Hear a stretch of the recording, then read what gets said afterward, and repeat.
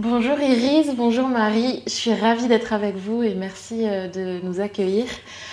Est-ce que vous pouvez dans un premier temps vous présenter parce que j'ai très hâte de vous rencontrer et savoir ce que vous faites. Oui, bien sûr. Bonjour Anna. Moi, c'est Iris, j'ai 31 ans, j'habite à Lyon et je suis cofondatrice de Herbae. Et donc moi c'est Marie, donc bonjour, merci à vous d'être là. Donc j'ai 31 ans aussi, j'habite à Lyon, mais plus pour longtemps puisque je retourne en Côte d'Or, ma vie d'origine. Et voilà, je suis cofondatrice d'Herbae avec Iris et avec ma maman, qui n'est pas là, donc c'est Christine, elle fait partie du trio. Wow. Mais donc elle est en Côte d'Or, puisqu'on est originaire de Côte d'Or et c'est là qu'est née Herbae. Et voilà, elle est là aussi. Ok. On pense à elle. Alors c'est quoi Herbae? Alors Herbae, en fait, on va venir presser des fleurs, donc les faire sécher et ensuite faire des compositions de fleurs séchées qu'on peut encadrer. En fait, c'est de la décoration murale. Donc, si tu veux voir une de nos compositions, Wow. voilà, ça ressemble à ça. C'est chouette. Ok. On a voulu vraiment moderniser l'herbier, qui peut être, quand on dit herbier, on pense à des choses assez vieillottes. Un peu botanique. Ouais, voilà. Et là, c'est vraiment déco avant tout, ça passe par la couleur, Les ça peut être formes. graphique, voilà. Comment vous est venue l'idée de créer Herbae? Comment c'est venu à vous et pourquoi vous avez créé Herbae? Ouais, j'y vais. Donc c'est pendant le confinement, donc en 2020. En fait, ma maman est très manuelle. Elle a toujours aimé les fleurs, elle a toujours été dans la nature, elle a toujours adoré créer des bouquets. Et je lui ai donné un challenge un jour, c'est de me faire un herbier. Donc un cadre, ce qu'elle a fait et qui était très canon. Et en fait, Iris, je ne sais plus comment ça s'est passé, mais C'est mon anniversaire. Ah oui, je l'ai vu. tu l'as vu chez Ouais, moi, t'as ouais. adoré, donc tu m'as dit oh, j'aimerais bien un herbier, tu peux demander à ta maman Ouais. qu'elle m'en fasse un, et du coup on lui en a offert un pour ton anniversaire, Ouais. pour son anniversaire. Et voilà, c'est comme ça qu'on s'est dit le produit est top, les gens, c'est vrai que quand on le montrait en photo ou quoi, il y Ouais. avait une certaine... Même elle en faisait un peu pour l'entourage Ouais. aussi, que ça plaisait beaucoup. Et c'est là qu'on Ouais. s'est dit allez, on se lance, surtout qu'il y avait peu d'acteurs, on va dire, sur le marché, ça s'est beaucoup développé depuis ouais. 2020. C'est vrai? Ah ouais, Ah ouais, c'est ouais, incroyable. vraiment. Ok. Et du coup, on s'est dit, allez, on se lance et petit à petit, on a apporté notre patte, notre touche, on s'est amélioré au fil des mois et des années. Et puis, voilà comment est née, en gros, l'histoire Herbae. Ok. Ouais. Mais comment toi, t'es venue l'idée de te dire, ok, j'ai envie d'un herbier parce que c'est pas si courant un herbier. Ouais, non, c'est vrai. Enfin, apparemment, ça l'est Ouais. aujourd'hui, mais pas en Ouais. 2019. Non, c'est vrai, après, c'était... j'ai toujours aussi aimé un peu les fleurs. Enfin, c'est vrai qu'elle m'a toujours un peu transmis ça. On a plein de fleurs dans notre jardin, dans notre pré, etc. Donc, il y a toujours eu une petite appétence, on va dire, pour la fleur. Et la déco, j'aime bien ça aussi. Et c'est vrai que c'était un objet... on va dire assez unique et d'autant plus venant d'elle, étant donné que c'est elle qui l'a créé. Ouais, c'était plutôt déco, fleurs, les deux réunis en un seul produit, quoi.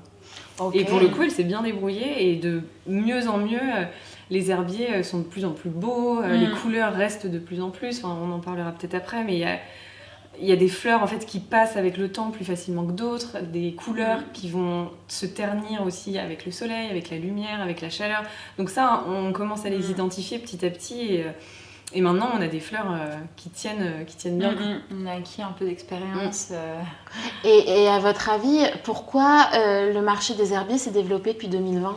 Parce que je pense que les gens ont vraiment besoin de remettre un peu de nature dans leur intérieur. Ok. Alors acheter des fleurs fraîches, ça se fait depuis toujours, mais il y a aussi les bouquets de fleurs séchées qui cartonnent parce que ça dure plus longtemps, c'est plus économique aussi. Et là, c'est vraiment un bout de nature qu'on peut afficher chez soi. Il y a un côté très poétique aussi, je trouve. Il y a un côté assez unique parce que même si on reproduit, si on a le même modèle, ça ne sera jamais exactement la même chose. Et je trouve que c'est aussi un beau cadeau en fait. Oui. Ça marche très bien en guise de cadeau d'anniversaire, de Noël. Là, on l'a vu sur des marchés qu'on a fait, même les petits enfants, ils adorent. On en a vendu un là pour un petit qui l'a offert à sa copine, très mignon quoi. Ouais. Et ça Même- plaît aussi bien aux grands qu'aux... Même faire des lettres de naissance. Et ce qu'on fait aussi, c'est qu'on récupère des bouquets de mariés. C'est un truc qu'on a lancé il n'y a pas longtemps. Ah, ça, c'est une bonne idée. Pour justement immortaliser ce bouquet qui finalement est éphémère à la base. Et ensuite, on vient après noter soit la date du mariage ou le nom des mariés, etc. et l'afficher chez eux. Donc soit c'est directement les mariés ou le mari qui va offrir ça, soit les témoins ou comme cadeau de mariage en fait. Donc, il y a vraiment une dimension cadeau. Oui, et personnalisation aussi avec l'herbier de mariage, mais aussi on peut avoir, tu vois, des demandes un peu sur mesure. Bah tiens, moi j'adore le ginkgo biloba, tu sais, c'est l'arbre avec les jolies feuilles jaunes. Oui. On a eu déjà des demandes, est-ce que vous pourriez mettre des feuilles de ginkgo dans un herbier personnalisé? Et du coup ça fonctionne aussi, on peut personnaliser les cadres. Là on a du bois, on peut avoir du blanc, du noir, du doré, de l'argenté, on a des petits formats, on a des plus grands. Donc en fait, on peut aller très loin dans l'herbier et donc l'histoire autour de l'herbier, c'est finalement aussi immortaliser un moment, au-delà d'immortaliser en fait des plantes ou... complètement. Et l'idée d'immortaliser le bouquet de la mariée, c'est quelque chose que vous aviez vu déjà, ou que vous avez complètement inventé? Non, on ne l'a pas vu. Moi, c'est ma cousine qui m'avait soumis l'idée, parce que du coup, elle s'était mariée. Et, elle s'est mariée, et c'est vrai que son bouquet, c'était quelque chose d'hyper important pour elle, et elle l'a fait sécher. Mais du coup, quand elle a vu que ma maman faisait ce genre de réalisation, elle s'est dit, mais... j'aimerais tellement qu'on encadre mon bouquet comme ça à vie en fait, de façon éternelle. Et du coup, petit à petit, on y allait et on a eu des demandes spontanées en mode, j'aime bien votre un peu philosophie et la manière de travailler l'herbier. Est-ce que ça serait possible d'encadrer le bouquet de mariée de ma femme? Ça, en l'occurrence, on l'a eu l'année dernière. Et du coup, il y a plusieurs moyens, c'est-à-dire que soit on récupère le bouquet directement de la mariée, le vrai bouquet qu'elle a eu pour le jour J. Génial. On le fait sécher, on le presse pendant plusieurs semaines, les fleurs sèchent et du coup après on va venir les coller et les agencer. Soit on peut aussi, si le mariage a eu lieu il y a quelques mois, quelques années, acheter les mêmes fleurs qui ont composé le bouquet et du coup venir les presser et les sécher. Donc du coup, pour le coup, il y a on raconte une belle histoire. Hier, justement. Oui. Donc les clients vous trouvent comment en fait? Sur Internet, sur Instagram? C'est comme ça qu'ils viennent à vous? Oui, beaucoup Instagram. On a pas mal de demandes sur Instagram. Et on est référencé aussi sur Ma Maison France. C'est un site d'une personne qui met en avant en fait des créateurs autour de la décoration. Créateurs français, artisanaux, etc. Donc pour le coup, ça nous amène pas mal de trafic aussi. Ouais. On est sur Celancy aussi. Ah oui, qu'est-ce que c'est? Ça, je connais, ça me dit quelque chose. C'est un site à la base, brocante, mais en gros, c'est des gens qui... Ça s'est beaucoup élargi. À la base, c'était des gens qui chinaient et qui revendaient des beaux objets ou des meubles retapés. Donc remis en valeur, et maintenant ça s'est vraiment étendu aux artisans, donc il peut y avoir une céramiste, nous avec nos herbiers, voilà. Génial. Ok, et comment vous est venue l'association, comment vous pratiquez votre activité? Est-ce que le fait de travailler ensemble, vous vous êtes répartis des rôles distincts? Ok, comment vous avez fait ça? Est-ce que vous pouvez me raconter? Déjà, Marie et moi, on vient du marketing. À la base, on fait le même métier, chef de produit. Donc, on a l'habitude de gérer le projet. Et du coup, je parle plutôt pour ma partie. Moi, je dirais que je gère plutôt la relation avec les revendeurs, tout ce qui est marge, finance, entre guillemets. Voilà. On a lancé aussi les ateliers depuis mai dernier. Donc on essaye d'avoir une récurrence d'une fois par mois pour apprendre aux gens, on a envie de transmettre vraiment, que ce soit collaboratif, et les gens sont super contents de repartir avec leur herbier unique. Du coup, j'anime les ateliers, je les organise, etc. Et puis voilà, c'est déjà... Oui, après il y a des choses qu'on fait aussi toutes les deux. On se complète. Oui, exactement. Moi, je suis plutôt sur la partie shooting, déjà, toutes les photos. Étant donné que l'atelier est chez ma maman, je rentre très souvent les week-ends, donc c'est moi qui fais les photos.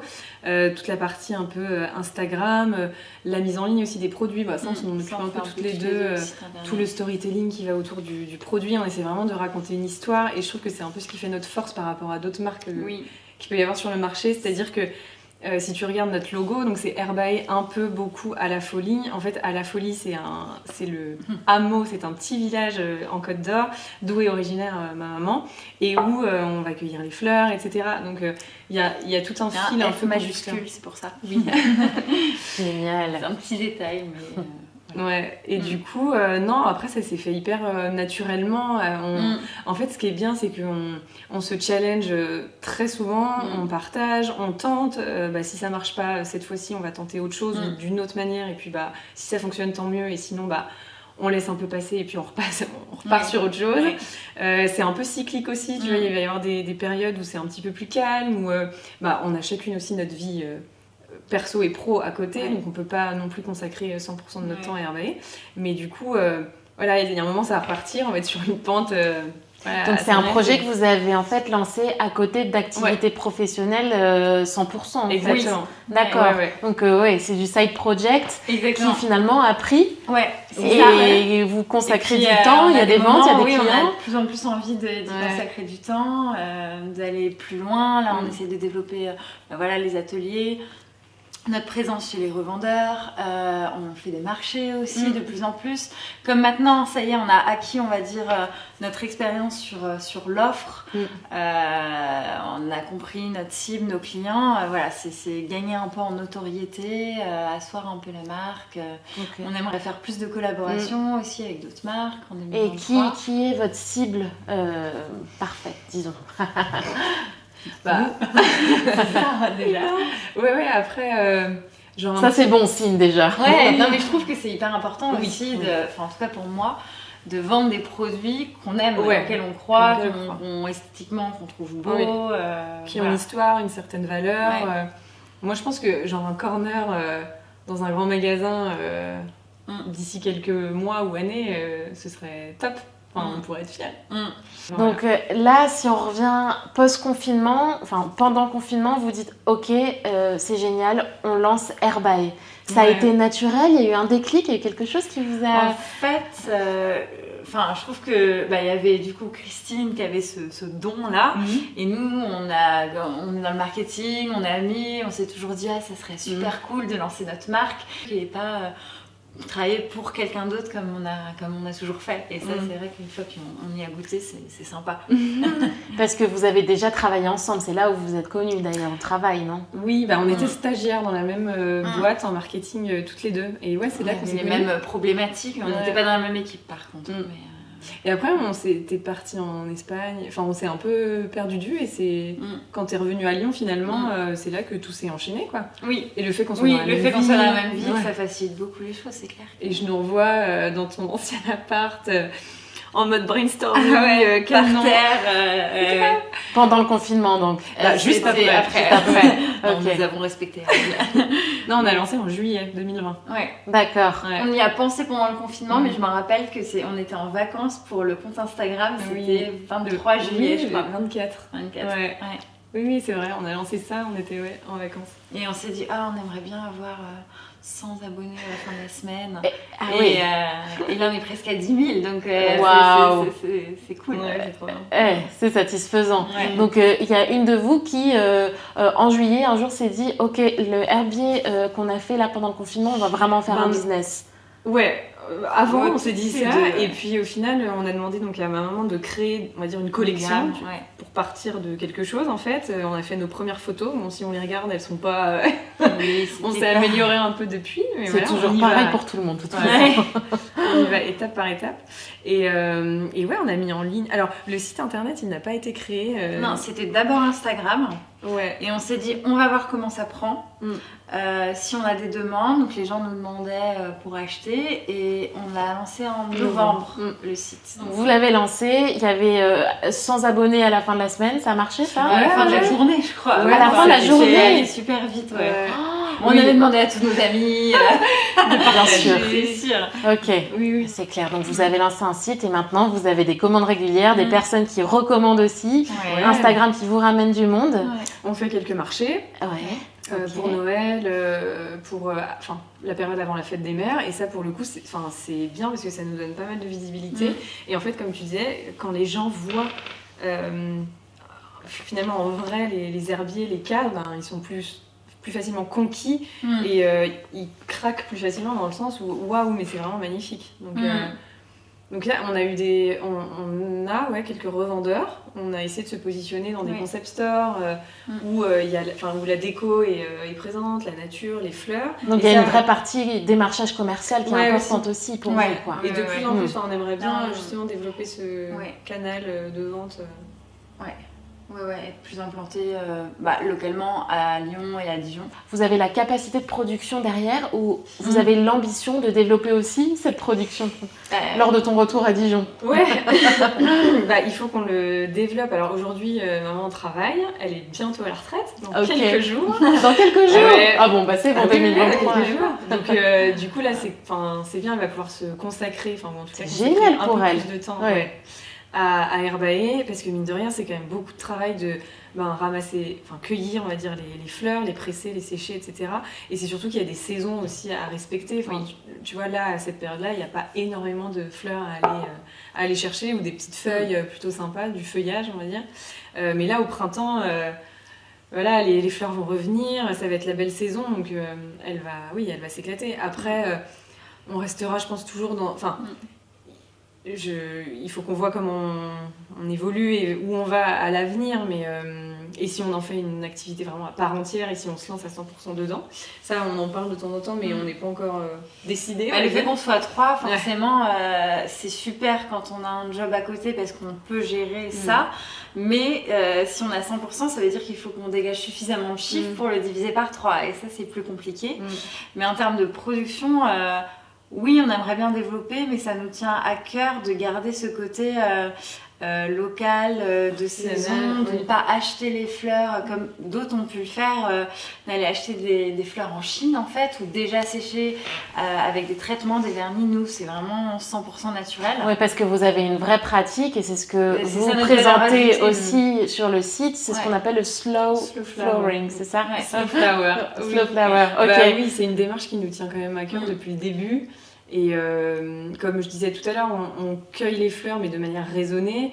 C'est du local. Ça le slow flower. Ouais, c'est la manière de prendre soin un peu des fleurs, de la nature et de ne pas surconsommer et de ne pas aller dans l'excès en fait et respecter finalement la nature qui nous entoure. Donc on a toujours c'est quoi ne pas aller dans l'excès? C'est-à-dire ne pas je dirais surconsommer les fleurs, c'est-à-dire les laisser un peu pousser quand elles veulent, vivre, les laisser aller où elles veulent et aller se servir de temps en temps, mais garder une certaine, un certain bon sens dans la manière de faire et ne pas aller trop loin. Spontanéité aussi, on cueille ce qu'on trouve, on va pas commencer à planter des rangées pour avoir notre stock, etc. en fait. Ok, donc il n'y a pas de volonté de production, c'est on trouve ce que la nature nous offre, c'est ça. Ok. On s'est posé la question à un moment donné de récupérer des fleurs que les fleuristes pourraient ne pas utiliser.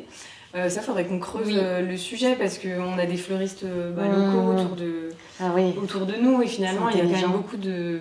pas de gâchis, mais voilà, c'est de l'anti-gaspi en fait. Des fleurs qui sont gâchées à la fin de la journée. Si on pouvait avoir de la fleur labellisée Fleur de France, ce serait encore mieux. Donc ça, il y a des fleuristes qui font du Fleur de France. C'est quoi le label Fleur de France? C'est des fleurs qui sont produites et cultivées en France. D'accord, donc il y a un label de qualité qui atteste ça. Okay. Parce qu'au final, c'est pas du tout la majorité. Non, pas du tout. La majorité, ils se sourcent en Hollande. Ah oui, c'est connu pour ça. Et puis après, dans d'autres pays, mais c'est principalement la Hollande. Et c'est vrai que nous, pour le coup, on peut dire que nos fleurs sont locales et que tout est cueilli à côté de chez nous, quoi, en Côte d'Or.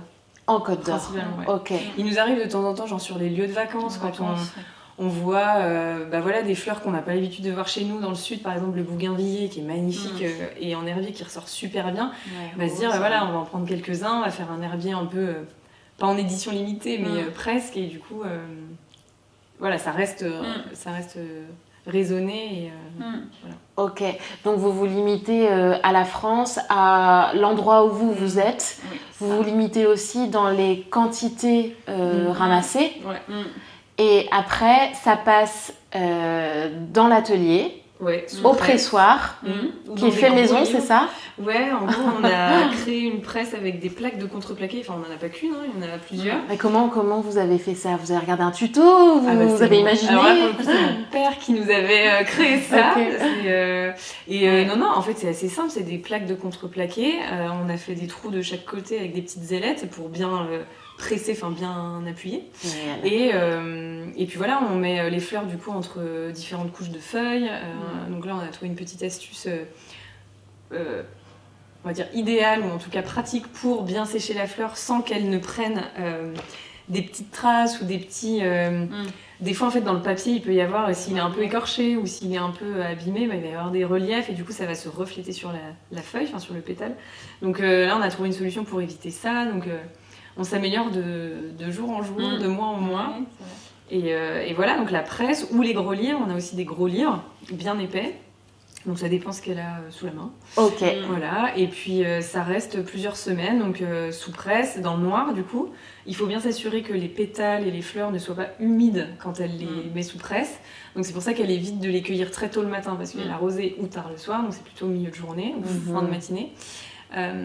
Et puis voilà, ça reste 2 semaines, elle vérifie comment évoluent les fleurs, il y a des fois ça jaunit, ça devient un peu marron, donc là on sait qu'il y avait un peu d'humidité, donc celle-là on va pas l'utiliser. Mais là de plus en plus elle s'y prend comme il faut et pour le coup on a peu de déchets. Peu de déchets. Parce que ça veut dire qu'elle sait comment les fleurs réagissent à telle température et à telle saison, quoi. C'est ça. Et puis au bout de 10 jours, elle va commencer en fait. Oui, c'est un peu. Puis il y a certaines fleurs, par exemple les coquelicots qui sont rouges, orangés, intenses. On sait qu'on ne pourra jamais avoir cette couleur-là en fleurs séchées. Ça va forcément devenir bordeaux. C'en est une. Ah, wow. Ok.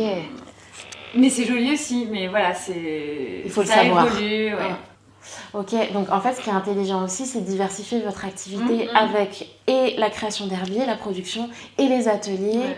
Il y a autre chose aussi que j'ai oublié? Non, là, on va sortir une nouvelle gamme bientôt. Oui. Plus accessible, parce que c'est vrai que c'est beaucoup de travail, donc c'est pas non plus donné. Et on se rend compte que... j'imagine. Ça coûte combien un herbier comme ça? Ça coûte 65 € avec le cadre en verre inclus. Oui, mais c'est logique, parce qu'il y a en fait, les coûts du temps. Il y a ça, et puis les coûts des matières premières. Donc nous, notre principale matière première, finalement, c'est le cadre.